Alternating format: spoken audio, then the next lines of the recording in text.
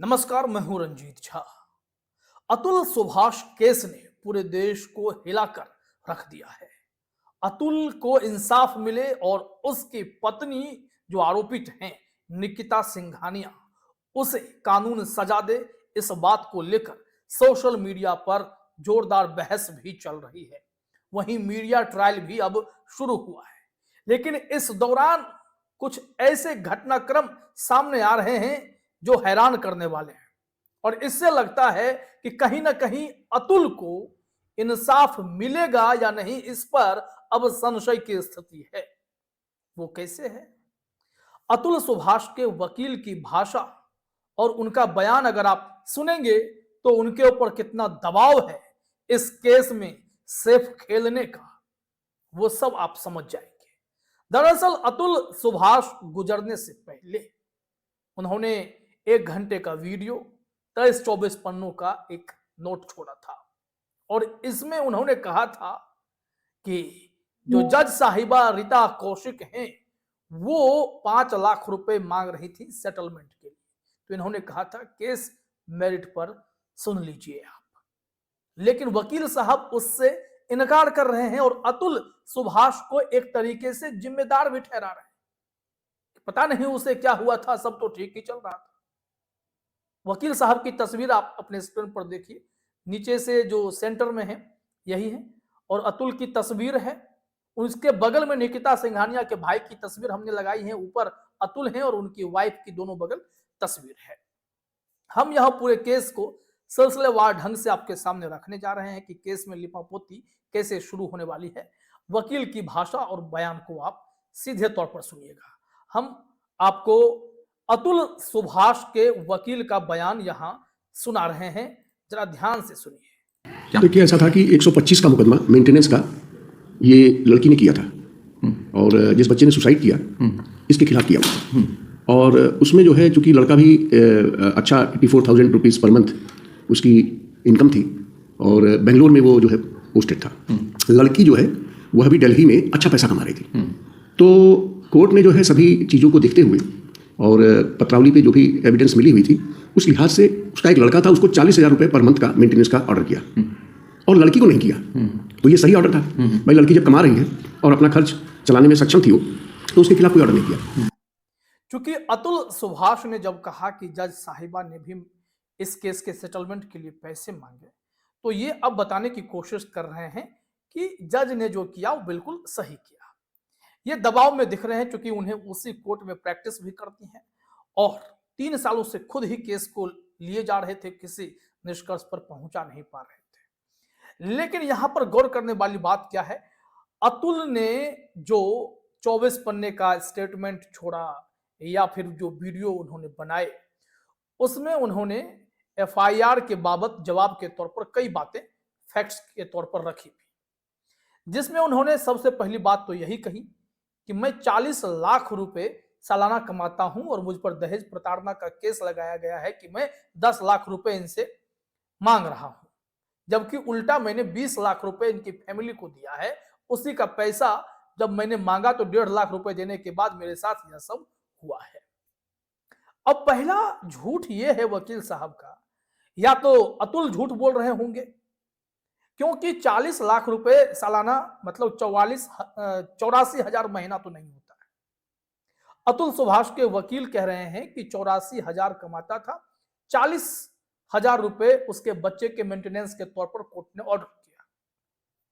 सवाल यहां पर यह उठता है कि सुप्रीम कोर्ट ने कहा है कि जो मेंटेनेंस अलाउंस होता है वो आपकी सैलरी का 25% तक जाता है, उसमें भी एक बच्चे की बात है और यहां वो खुद कह रहे हैं कि उनकी वाइफ को मेंटेनेंस नहीं दिया गया था। तो 84,000 का 40,000 ऑलमोस्ट 50% हो जाता है। क्या 50% जज मैडम ऑर्डर कर सकती है? एक सवाल होगा, क्योंकि इसके लिए आपको सबसे पहले देखना पड़ेगा कि वो स्टेटमेंट है क्या जो दहेज के आरोप लगाए गए थे। इसमें कहा जा रहा है कि एफआईआर में निकिता ने ससुराल वालों पर 10 लाख रुपए मांगने का आरोप लगाया और कहा कि इसी आघात में उनके पिता की मौत हो गई। लेकिन अतुल ने दावा किया कि उनकी पत्नी ने कोर्ट में बयान दिया था कि उनके पिता लंबे समय से बीमार थे और हार्ट के मरीज थे, दिल्ली के एम्स अस्पताल में उनका इलाज चल रहा था। उनकी तबीयत अचानक खराब हो गई थी, उनको वाराणसी के हॉस्पिटल में ले जाया गया था। अब यहां से आगे देखिए, अतुल का आरोप था कि निकिता ने अपने पिता की मौत के बाद पति और ससुराल वालों पर एक मर्डर का केस का मामला दर्ज कराया। अतुल ने कहा कि बिजनेस में जरूरत पड़ने पर उन्होंने निकिता के घर वालों को 15 लाख रुपए दिए थे। कहीं 20 लाख की बात है, कहीं 15 लाख की बात है, लेकिन ससुराल वालों ने बिजनेस में पैसा लगाने की बजाय 1 करोड़ का घर खरीद लिया। और जब अतुल ने पैसे वापस मांगे तो अप्रैल 2021 में उन्हें सिर्फ 1.5 लाख रुपए वापस दिए गए। उन्होंने अपनी सफाई में कहा कि वो खुद 40 लाख रुपए की नौकरी कर रहे हैं, ऐसे में वो 10 लाख रुपए दहेज क्यों मांगेंगे।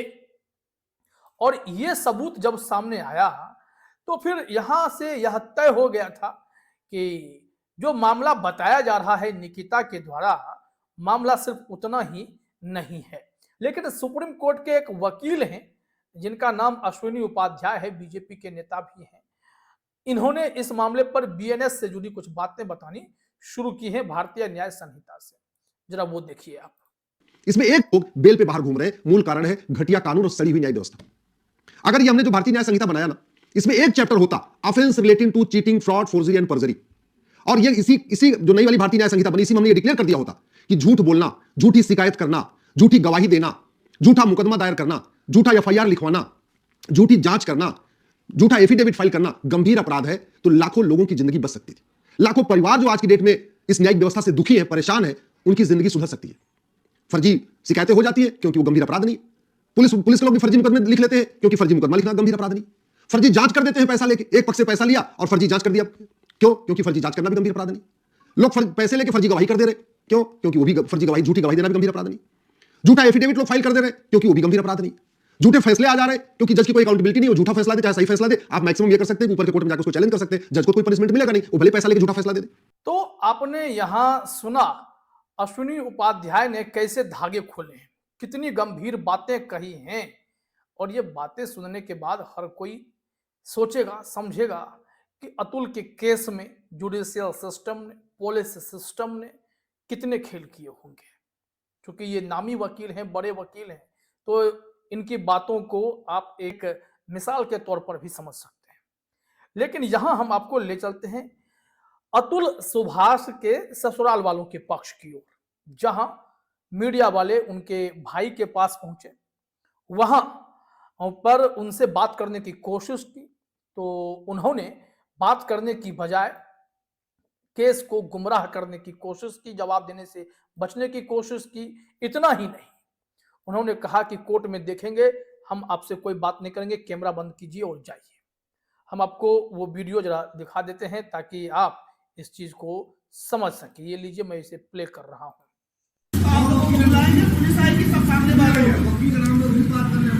हाँ ठीक है सर, सब बात होगी, सामने होगी, सबके सामने होगी। हमको भी बुलाया जाएगा तो एलिगेशन लगाएं। जाइए कोर्ट में जाइए, पता कीजिए क्या चल रहा है। अच्छा, अधिवक्ता का नाम और नंबर तो दे दिए हम लोगों को, वो दे दिए कम से कम।